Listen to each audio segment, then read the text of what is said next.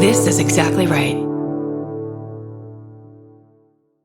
We know so much more about our skin than we used to. And we know how important it is to take care of it with CeraVe. CeraVe facial cleansers don't strip the skin. They strengthen the skin barrier from day one. I've always used CeraVe. They have little samples at my dermatologist as I'm leaving, and they don't do that with just anything. CeraVe is the #1 dermatologist recommended cleanser brand and offers a range of facial cleansers for all skin types. Find yours. Goodbye.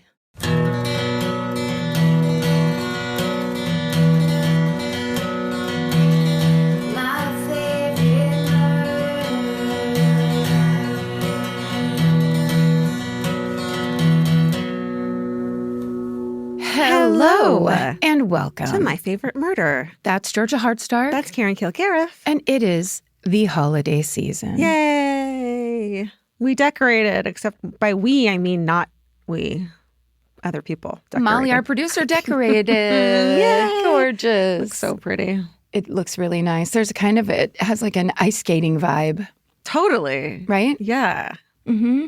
What are you looking forward to with our little holiday break coming up? I can't wait to see Melania's decorations. I can't wait to see what she's doing to bring the spirit of the season into the White House. Mm-hmm. I can't wait for those cookies that are peanut butter cookies with Hershey's Kisses on top. Yeah. Do you know I got a C's advent calendar? Vince got me a C's advent calendar. With different candies and every day? Every day has a different C's candy. It's the cutest thing I've ever seen. That's the best. But you know what? Did you bring me candy? Vince went into the C's candy at the Americana, and there was a murderino working. What? And she and her sister. You see how heavy that was? Erica and Sylvia, and I think Sylvia worked there, gave us a fucking bag of straight up C's candy. Oh my I know. God. Smell it. Just put your face in there. No, actually, maybe don't do that. That's germs. Smelling. I know, and there's one right there that's caramel and marshmallow. I kind of tell by looking at them what they are now. Yeah. I'm pretty good at it. Yeah. I think the circular ones I don't know as well because they're usually truffly. Mm. But sorry, there's a square one over here. Can I eat it? Do you want to eat it? Oh, yeah. I can't. God damn it. I don't know why I gave it to you before we started. Like, I should have given this to you before. Wait, put it right there. Sylvia, Erica, thank you so much. Thanks, y'all. That's the best news of all time. I know. Except Friends at not C's? for 2 hours. Yeah, I know. Friends at C's. The friends at C's are... I got a box of C's from my accountant. Like, you know, when you get a gift at Christmas? Love it. And it was just a 1 pound box of C's.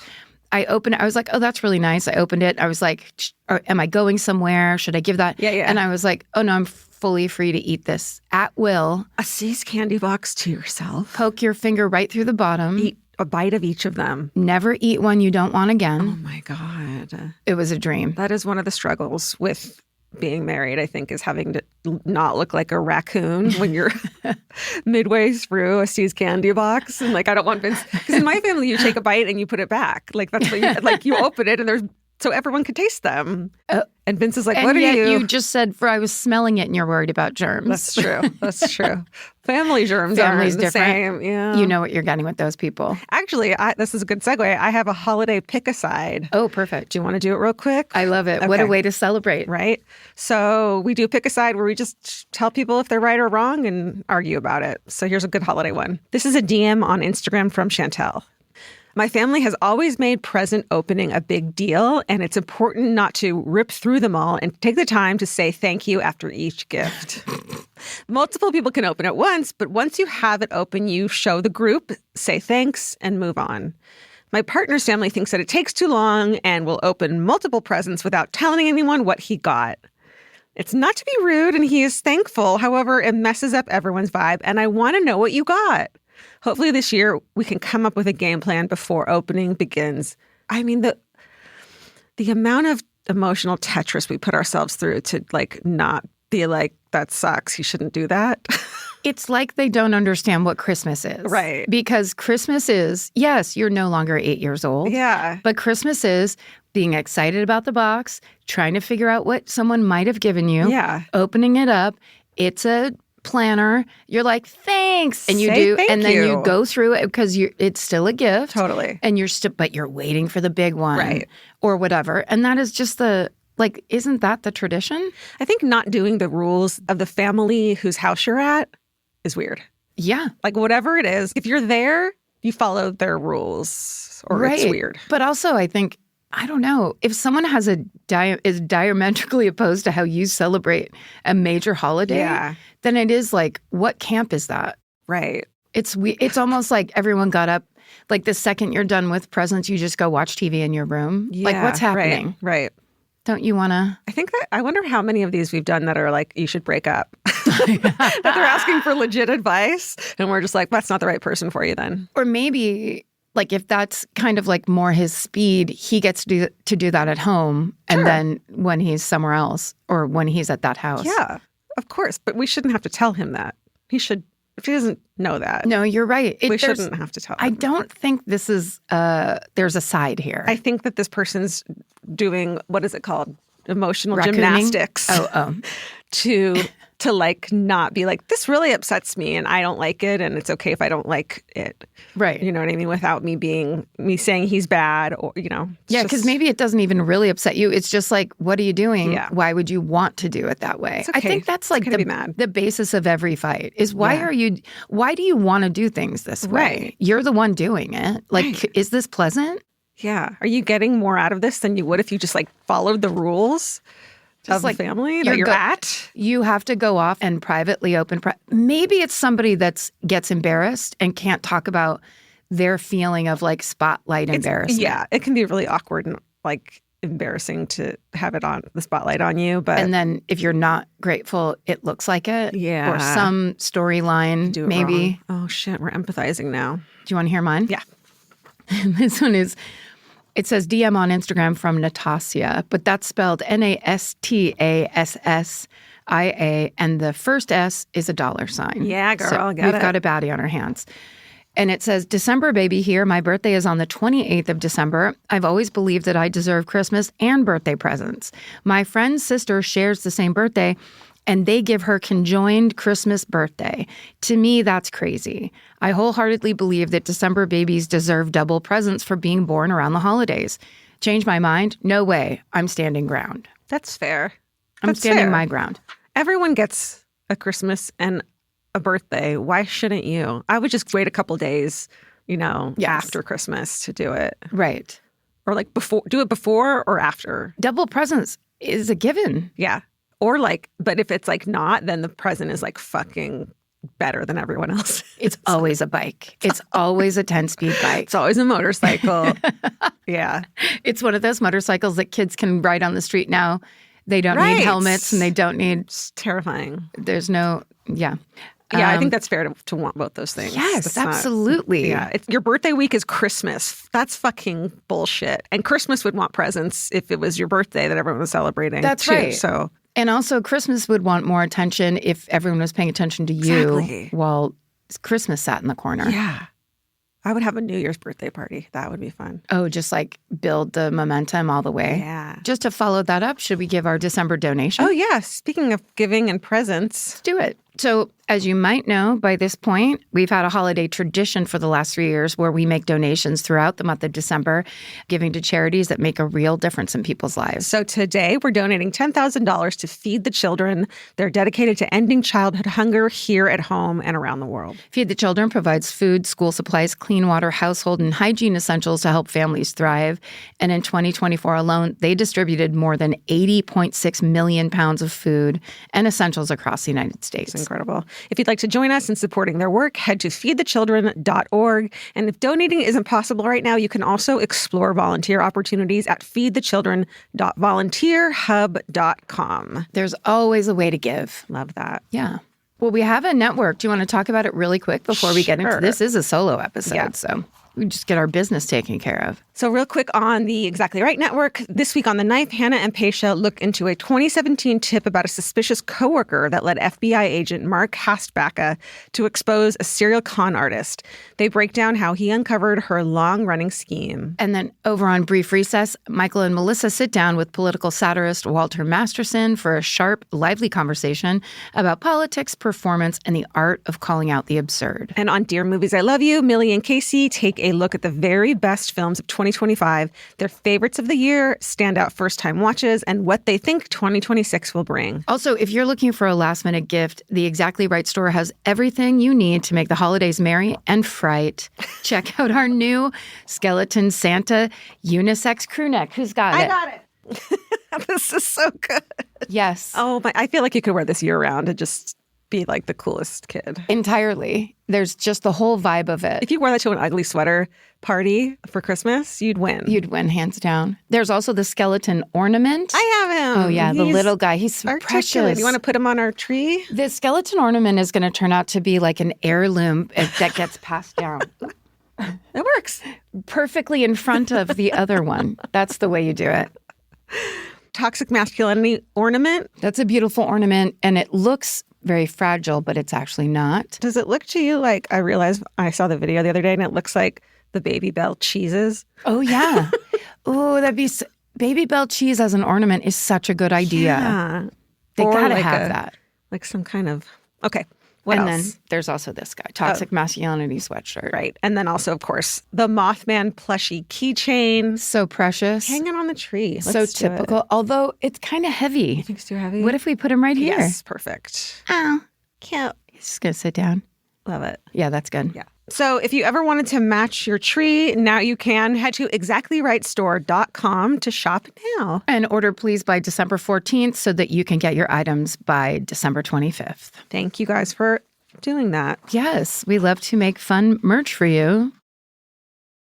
We know so much more about our skin than we used to. 10 years ago, no one in America knew what a skin barrier was. It's time to take care of your skin with CeraVe. CeraVe facial cleansers don't strip the skin. They strengthen the skin barrier from day one. Formulated with 3 essential ceramides, hyaluronic acid, and niacinamide to provide long-lasting hydration and 12-hour oil control. I've been using CeraVe for over a decade, I would think. And now it's getting super trendy. And I don't know why, it just makes me proud that something I've used for so long is cool on socials now. But it really does work. And that's why it's been around so long. No matter your skin type or concern, CeraVe has facial cleansers perfect for you and your skin barrier. CeraVe is the #1 dermatologist recommended cleanser brand and offers a range of facial cleansers for all skin types. Find yours. Goodbye.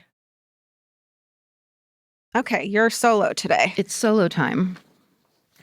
And I hope you like this. It's a Christmas story. Oh. And you'll see. This story starts, it's mid-December, the holiday season. The world is awash in a sea of red and green, and along with many other major winter cultural observations, Christmas is here. But my story is from an era when our modern holiday mania began, the early 1900s in New York City. Okay.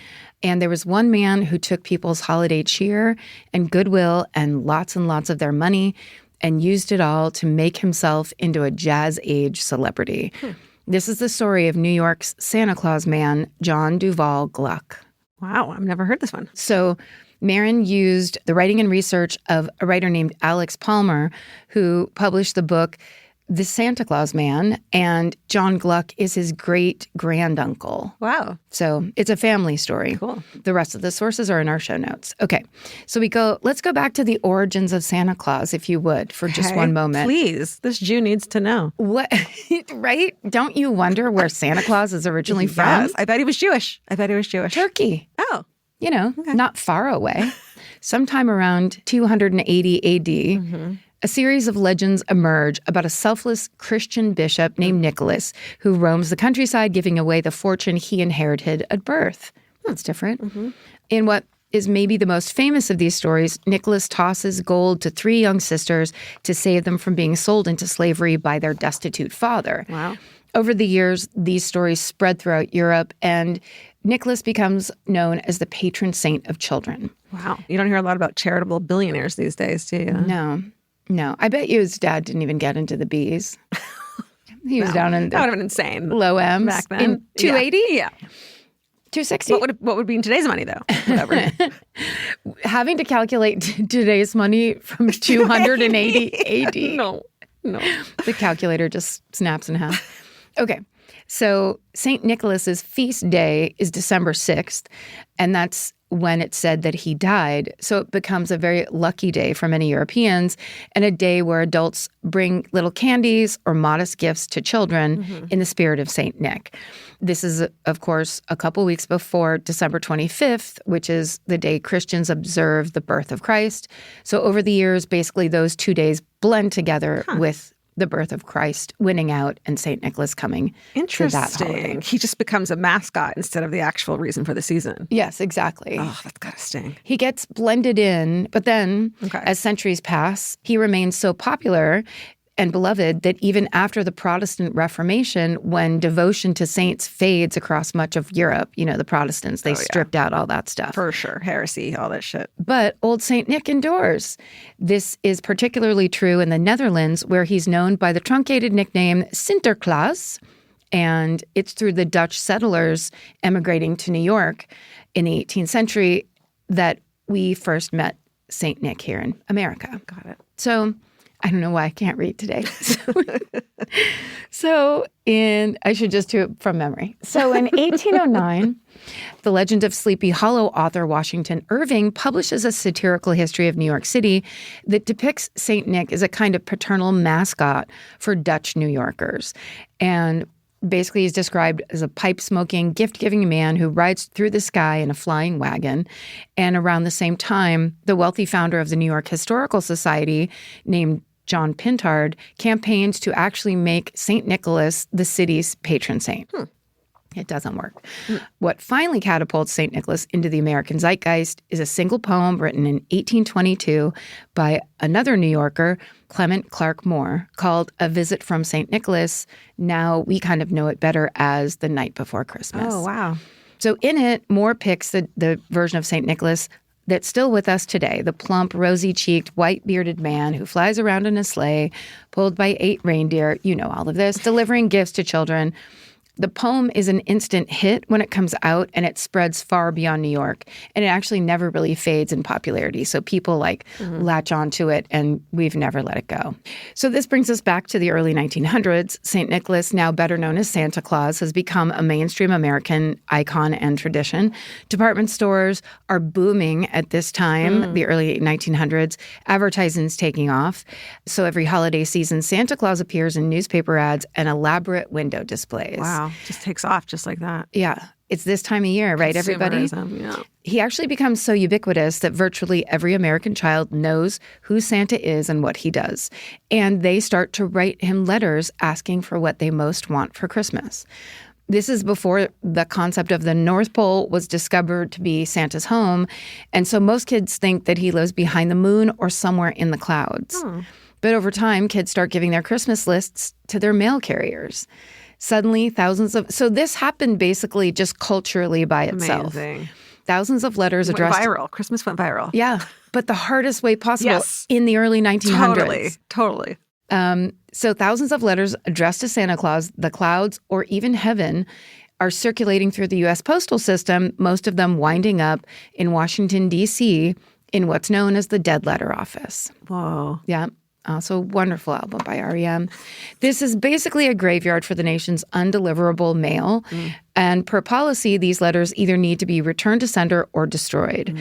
But postal workers can't bring themselves to throw a child's letter to Santa away. I was going to say send it back. That's what they couldn't do, because then it's like there's nobody at this fucking heaven place. They basically see that there is this issue where it's like we throw it away and it goes unanswered. We send it back and hearts are broken. Right. So many spend their own time and money buying the gifts on the list and then delivering them. Some postal workers loop in local churches and charities to help them out. Okay, stop it. I'm going to cry right fucking now. I mean, I've never heard this before. That's so above and beyond. I can't even believe it. I thought you were going to say they write back to them. No, they do it. They fill it out. And also that idea of because the postman is really a part of your life, but it's just very specific, kind of outside your door, you know them. Yeah. The connection doesn't have to be there. It just happened. And they're like, great, let's do it. Let's do this. Let's get this kid exactly what they want. Oh my God. Okay.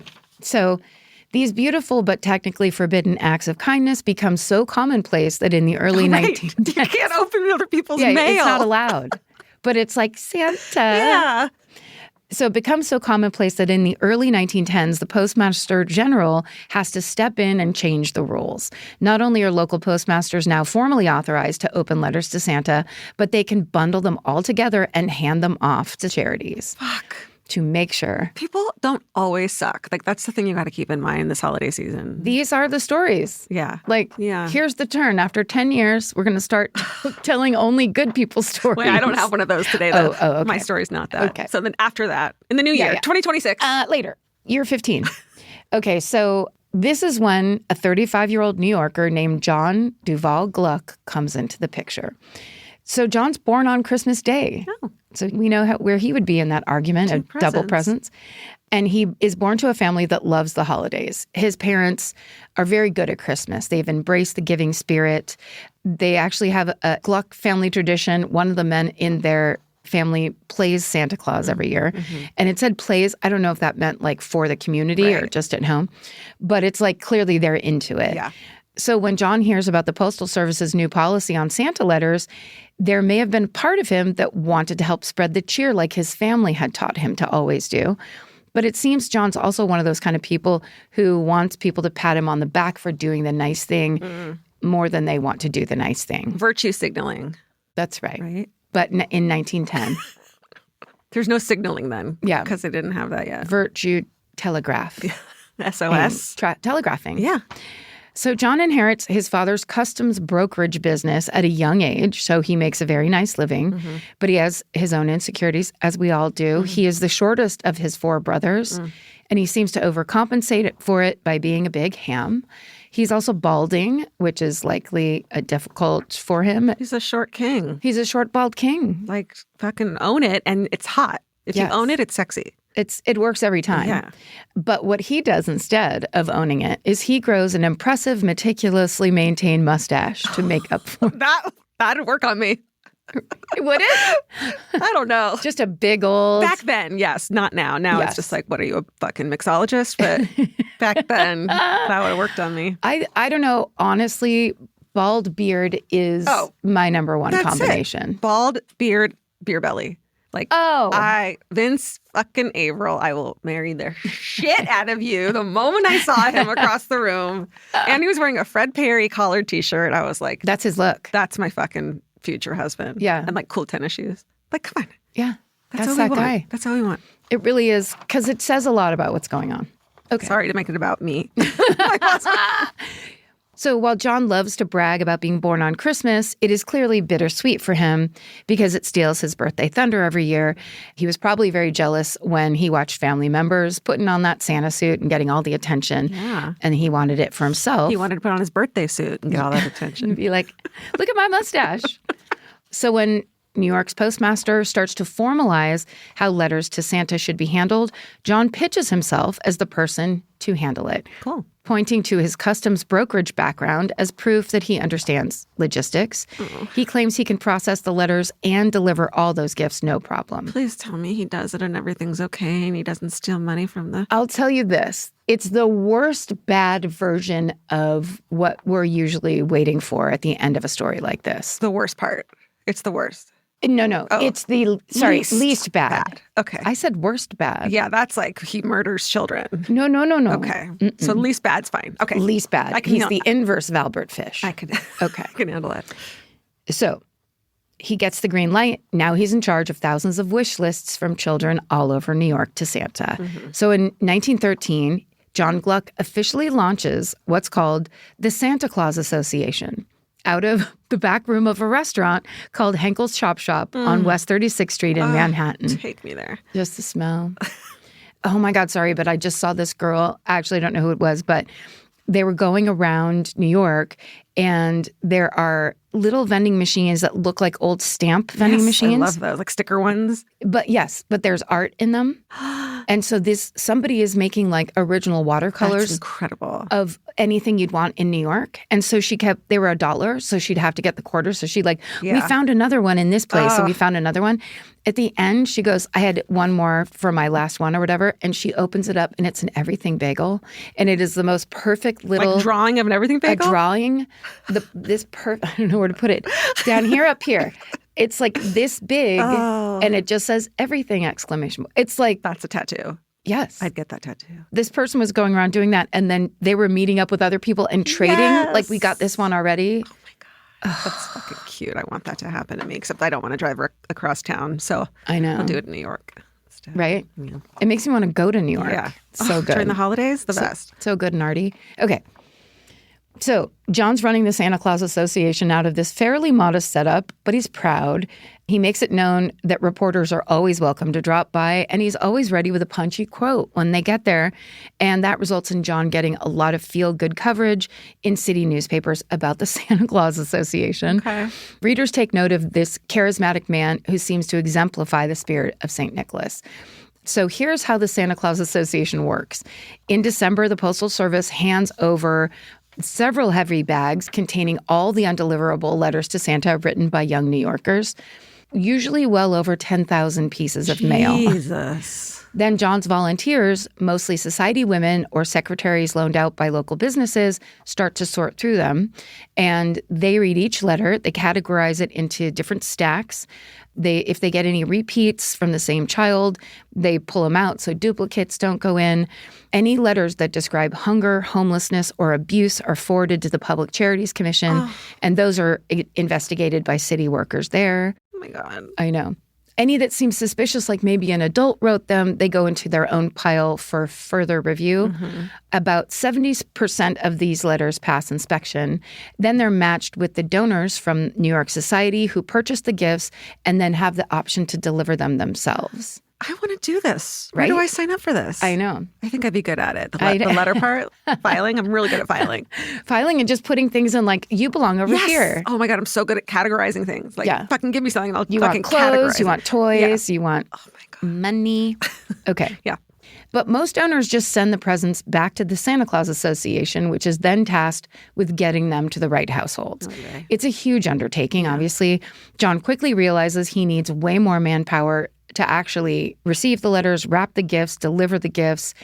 Serendipitously, days into the Santa Claus Association's soft launch, amid all its glowing recent press, so I guess, sorry, it was a hard launch, leaders from the American Boy Scouts reach out. Great. They offer hundreds of scouts to help with wrapping and delivering packages. It sounds lovely, but it's actually a very smart PR move because the American Boy Scouts have had a terrible reputation at this point. Oh, Because this is not the Boy Scouts of America. right. This is the American Boy Scouts, not the same group. And actually, Boy Scouts of America has since rebranded as Scouting America. Right. So just to keep it all, You've seen that documentary. oh, so bad. Yeah. Both organizations come out of the so-called scouting movement of the early 20th century.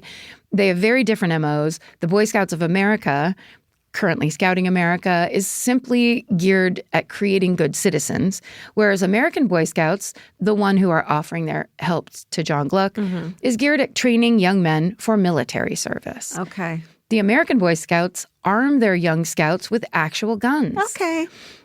Which has expectedly tragic consequences. In 1912, the year before the Santa Claus Association is established, a 12-year-old scout fatally shoots a 9-year-old boy in the Bronx after the younger boy makes a comment about his uniform. Oh my God. I mean, what happens when you give children guns? They shoot each other. It's like basic fucking math. Pretty clear. Yeah. So membership nosedives following this tragedy, but the American Boy Scouts hold firm on its gun-toting policy for children. All right, guys, just fucking keep on keeping on. Yeah. So what they try to do is a little damage control by changing its name to the United States Boy Scouts. That doesn't really work. So then they look for other ways, and here they find the Santa Claus Association. Okay. Given how scandalized the group is at the time, people in John's position would have turned their offer down. But John jumps at the opportunity because not only can the Scouts handle deliveries at no cost to him, but he figures they can also help verify the letters that are in further review by going door to door to see if they are actually families in need. Okay. So he also likes the idea that these troops of boys all in uniform are working on behalf of the Santa Claus Association, like it's his little army. Yeah. He thinks it gives the whole thing a patriotic, wholesome energy that will play well in the press. So on Christmas of 1913, the Santa Claus Association successfully delivers to more than 13,000 New York City children. Wow. Yeah. This generates even more good press, and almost overnight, John becomes a local celebrity. He's suddenly rubbing elbows with politicians and society families, even early Hollywood stars. Within just a few years, the Santa Claus Association becomes a full-fledged part of New York's increasingly glitzy holiday season. Everybody wants to be a part of it. It's said that John's donor list includes members of the Vanderbilt and Astor families, and eventually even Presidents William Harding and Calvin Coolidge. You know, when you have those numbers, like 13,000 children, like you're allowed to be a little bit of a cocky, look at me person. It's okay. I think you're right, because he got it done. He said he was going to do it, and then he actually did it. Yeah, and the more attention he gets, the more people will contribute. So Yes. I'm fine with him being a fucking braggart or whatever. It's for such a good cause, Yeah. like who cares? Yeah. So now even more people want to volunteer their time with the association. So to accommodate the increase in volunteers, as well as the ever-increasing numbers of letters to Santa, John moves his headquarters into the Hotel Astor in Times Square, and then into the Woolworth Building, the tallest in the world at the time. All right. Of course, the genius of John's whole system is that the Santa Claus Association doesn't have to spend very much money to actually fulfill its mission. Yeah. Volunteers are donating their time, the scouts donate the labor, and of course, the donors pay for all the presents. Yet John is constantly fundraising. He says it's for operational basics like postage stamps and packing supplies. Right. But these are fairly inexpensive purchases, even when you buy them in bulk. But John's fundraising is limitless. But it's the Santa Claus Association. It brings joy to New York City's children. It gets great press. It has solid endorsements from high society. So no one's asking any questions about where all this money's going. But if someone were to dig into John, they would see some red flags. Not only is he the only one handling the purse strings at the Santa Claus Association, where they're ostensibly raising like near millions of dollars, even back then, but he also seems to be getting enormously wealthy himself, far beyond what a normal business owner would. He's also developing a slippery relationship with the truth, and some people notice. One example, he describes himself in a publication as a sociologist. He also claims to have degrees from elite universities in the U.S. and abroad. He only actually has a high school diploma. Same. He also starts putting ESQ after his name in some documents, implying that he's a lawyer. False flag. You can't do that. Esquire. Sorry, not false flag. Oh, stolen valor. Thank you. Then he starts telling people he has worked with the Secret Service, which is... This should be a secret. First of all, it's a secret. Secondly, why are you why is that the lie that all liars love to say? Right. I'm with the government. Right. Black ops.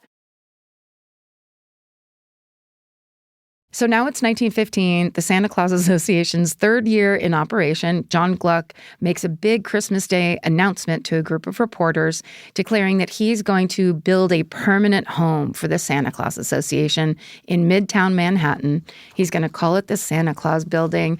And he promises that it'll be, quote, the most unique building in America and a, quote, national monument to the Christmas spirit. Okay. There's another timeline where this all went beautifully. Totally. All year they operated as like a charitable foundation for children in need. Giving children in need what Basics. they need. Yeah. And we all went up from there. Right. But now we're in the Donald Trump timeline where we steal from children's charities. That's right. And when I say we, I mean you. Okay. How did you know? Who told you? When did you get that job? Okay, so Gluck claims that this building will be made of white marble. It will have a deep arched entrance and a massive 50-foot stained glass window of Santa Claus himself. Okay. The facade will feature scenes from St. Nicholas from around the world, sculpted by artists from those companies. That'd be cute. From those countries. Jesus Christ. I want to stop podcasting so bad. We're almost there. One more day of recording and we're almost done for this. So close for to 2025. vacation. We're so close, you guys. You've got this. When you finish that, you're done. I'm just going to keep my eyes on the page and just get through it. Leave that in, please. It's Okay. the reality. So yeah, we're so real. Soon he gets some famous artists committed to this project. John says the ground floor of the building will be devoted to different charitable organizations, including the Santa Claus Association, but other ones as well. Then there's going to be an auditorium where plays will be produced, as well as an enormous kitchen that could provide meals for 1,000 people at a time. He's just talking. The second floor will be filled with toys from around the world. Some of these will be donated to children in need, but others will be for sale. John also promises a rooftop garden. He's like, FAO Schwartz, but also Nordstrom Cafe. It's going to be amazing. She's like that one swindler that did the whole... The Anna Delvey? There she was like super pretending to be rich. Yeah, and she was going to build a club, like a private, like members-only club in New York, and it had all these crazy things, and it's like, that's not real. She's Santa Claus Association, She tried those to people? Santa Claus that building. I mean, it is that kind. Basically, this guy's just thinking up the mall, it sounds like. Okay.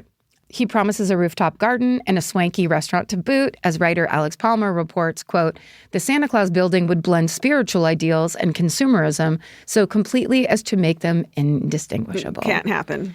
Yeah, sorry. They're not the same. So Gluck's announcement makes headlines beyond New York, with newspapers reporting on the Santa Claus building as far away as Kentucky and Oregon.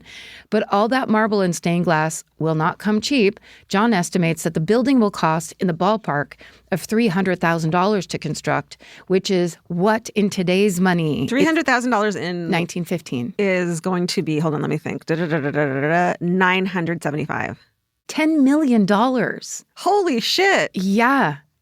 No. It's It 2025. never makes sense. Like every time we do this, it's like, that doesn't add up from what happened last time in 1915. You know what I mean? Yes. I'm not yelling at you, but like, that's why we hate this. It's just never.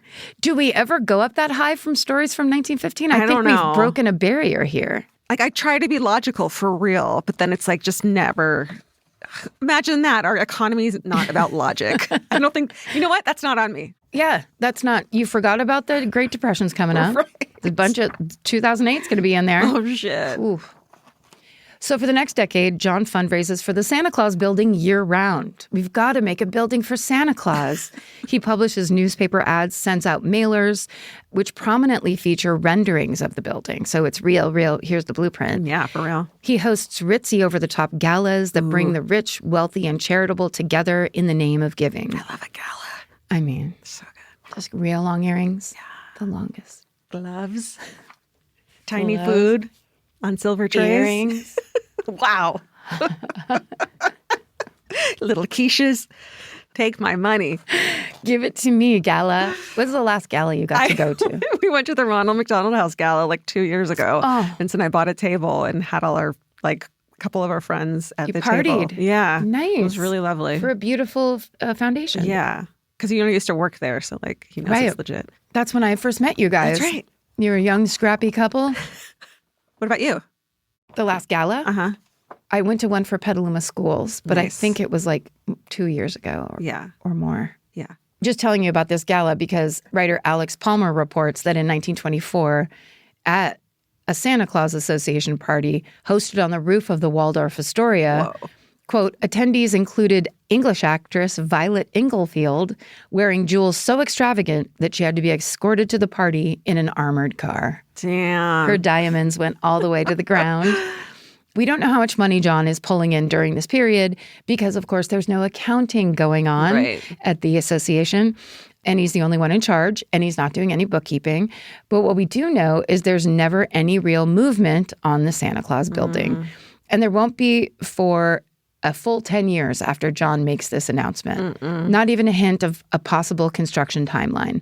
But nobody asks too many questions. The Santa Claus Association continues to respond to children's letters year after year. There's no shortage of heartwarming stories about it every holiday season in New York's papers. And John is at the center of all of it. So he's got to have goodness in his heart. Right. Somewhere. Yet John is steadily escalating in his bad behavior. For example, he's become increasingly committed to the United States Boy Scouts. Not the Boy Scouts of America, now called Scouting Away. the or whatever sketchy one. the fuck it's called, yes. He's now fundraising for them, but for a fee. But to raise this money, he's been exploiting people's confusion about the United States Boy Scouts and the Boy Scouts of America. Yeah. finally comes back to bite him when he gets taken to court by the Boy Scouts of America. And in the process, it is revealed that he's been pocketing very large amounts of the organization's funds. This nearly wrecks John's credibility in the public eye, but he's a very slick mover, and he manages to kind of fix it mostly because of how beloved the Santa Claus Association is. He just like plays that up. When things get dicey for him, he just hides behind his famous charity, and he basically just rides out any scandal. So now it's the 1920s, which is known as the golden age of fundraising. Did you know that? See, when I read that, it's like, Marin, you are lying. You are lying on paper. But I guess it was. And it's because the economy's booming. There's new millionaires popping up all over the place. Right. And it's still the progressive era where service is front and center for so many. People are giving like never before. And as the head of one of New York City's most well-known charities, Duval Gluck knows this very well. So he starts creating a suspiciously large number of side charities from the Santa Claus Association. The missions of these groups are usually very vague or weirdly specific, with names like the Defense Reports Committee or the Serum Control of Cancer, or there was even something called the Window Crib Society. Have you ever seen the pictures of the babies in the window cribs? Yes. This is Explain Duval Gluck. them. I love that. Okay. The Window Crib Society advocated for chicken wire cages that parents could hang outside their apartment windows so their babies could get some fresh air. Oh, you see the photos from then are just so creepy. It's a baby fucking 12 stories up on basically like a security gate chicken wire. Yeah. Like a chicken wire awning. Yeah, it's like a cat cage nailed to a kitchen window, and the babies crawled out into it. Yeah, for fresh air. For fresh air. And I promise you, that's not what you're getting in fucking New York to begin with. Honk, honk, honk, honk. Beep, beep. But I think that's the craziest because I've always seen that just in kind of like interesting facts you should know about this was because it really was a trend. People were doing it. Yeah. But it was all Santa Claus Society just trying to basically launder money. Okay. Also, perfect distraction. Yes. Babies and chicken people are just so freaked out all the time. They're looking up all the time. You can't focus. Okay, so these groups never do a whole lot aside from fundraising, but to make them seem legit to potential donors, John starts to claim that they're backed by members of New York's high society without those members' permission. Yeah. Of course, when rich socialites and business people discover they've been unknowingly endorsing cage windows for babies, they are furious. And this is when reporters and city officials finally start poking into the world of Duval Gluck. But of course, what John does when there's heat on any charities, he just shuts it down before anything escalates and then goes on to create a new one. Mm-hmm. And he, every time, pulls in some unknown amount of cash with his fundraising and then, of course, pockets most, if not all of it, but also growing a list of donors. So he gets out there and he kisses babies in cages and shakes hands and then finds new people to give him money. It's said by the 1920s, John's master mailing list contains roughly 76,000 names. Wow. Pre-internet. So now it's the late 20s, and a straight-laced, rule-loving public servant named Bird S. Kohler is now the New York City's Commissioner of Public Welfare. And this very outspoken man who believes that charities should be tightly regulated and heavily scrutinized. He's fun. Yeah, I mean, this is like the Prohibition era brings in all these guys. I mean, he's great, but who would you rather go, like, be at a party with?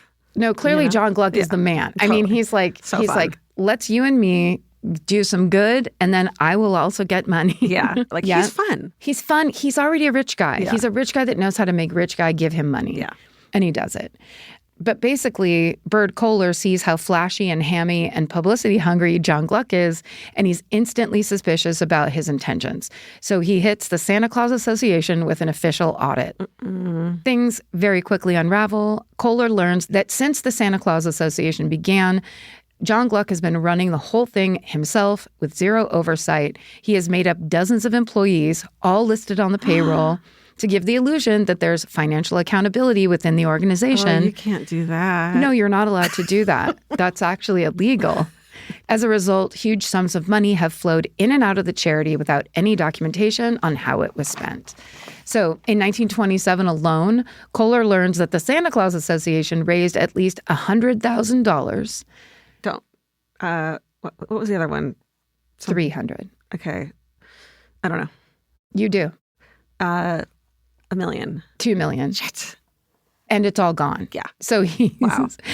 In the end, Bert Kohler's audit of the association concludes that John had embezzled virtually all of the charity's funds, millions and millions in today's money, that had been donated not only for the Santa Claus building, but also for the operational expenses of it.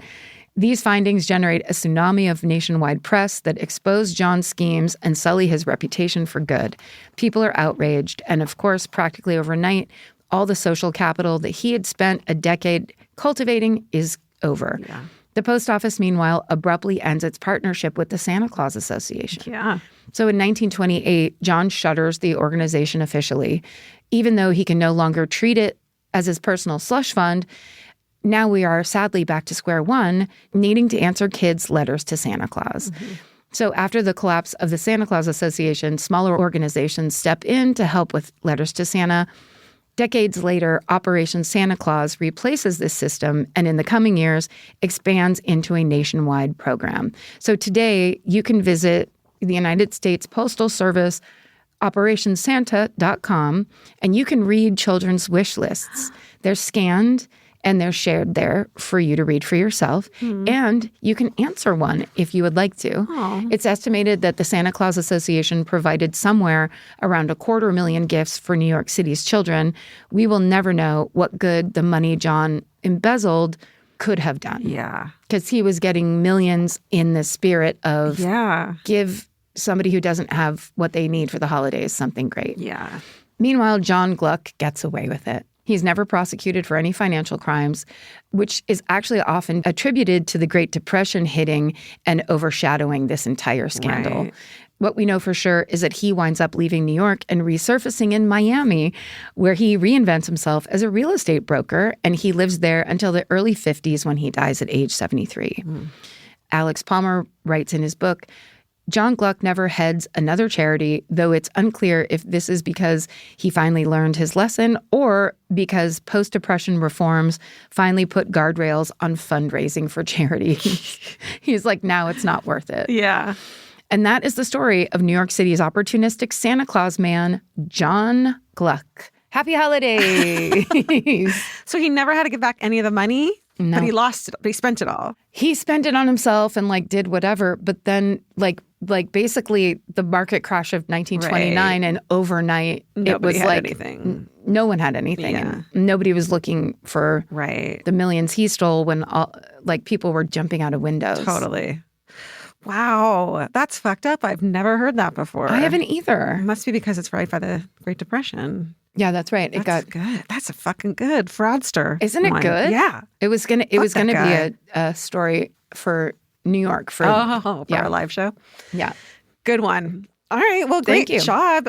I'm glad we're donating to feed the children Yeah, today. I know. It's fitting. Finally, someone gives back after this gigantic ripoff. Although, God, it's like the Santa Claus building, if it was made in 1915, by now it would be Gorgeous. they would be curing cancer in there. Yeah. They would be doing everything.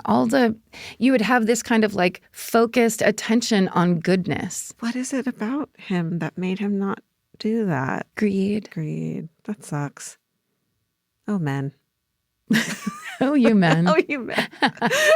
Well, that's where we're going to bring you down to this holiday season. Good job. Guys, we did it. Guys, focus on the Santa Claus building in your mind. Don't be like the Santa Claus guy. No, be the doorman of the Santa Claus building and open the door of the Santa Claus building In your heart. and welcome all of the children and adult children in That's right. this holiday season. That's right. And stay sexy. And don't get murdered. You thought I'd never get to it. Goodbye. Goodbye. Elvis, do you want a cookie?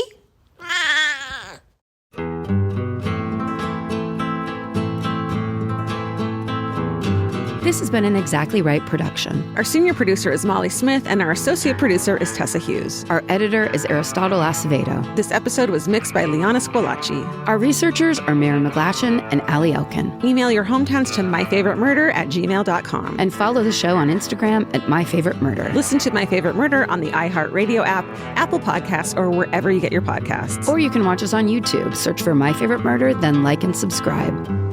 Goodbye.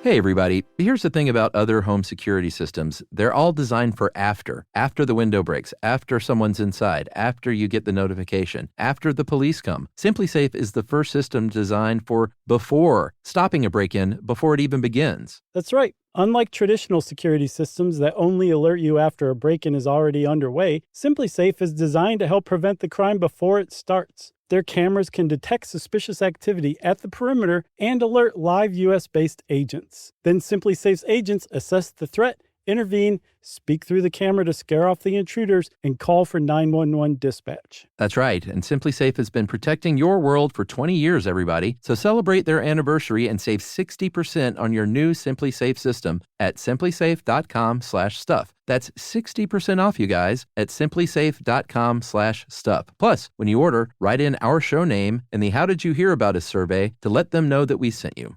Don't forget, there's no safe like SimpliSafe.